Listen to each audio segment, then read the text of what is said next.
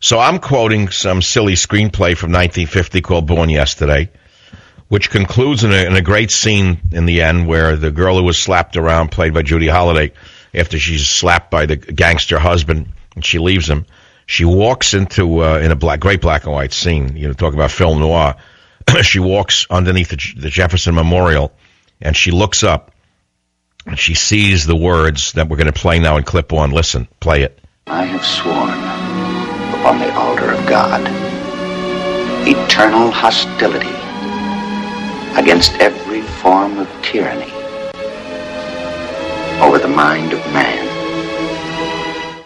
Do you realize how brilliant that one sentence is? Do you realize what genius this old white male called Thomas Jefferson exhibited with that sentence? I have sworn on the altar of God eternal hostility against every form of tyranny over the mind of man. I don't know of a statement that can match that from virtually anybody in this country or outside this country. Well, what do you do when you wake up and you realize that we have a tyranny that has emerged slowly over the years from the executive branch, a tyranny that is growing, metastasizing? So Michael Savage, immigrant son, writes trickle-down tyranny, crushing Obama's dream of the socialist states of America. I know. You're just peddling a book.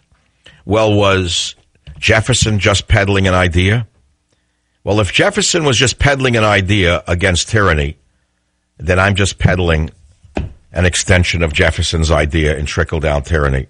Because as sure as this immigrant son is sitting here before a microphone, we have a tyrant in the White House and a tyranny over the mind of man in the form of the media, unlike any ever seen in the world.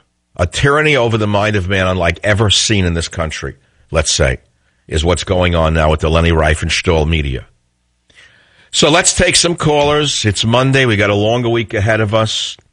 It's going to take a very strong man to get through this week without cracking up altogether, as we see our country being melted down by sellouts like Supreme Court Chief Justice Roberts, who joined the diehard liberals in permitting the illegal aliens to have their way,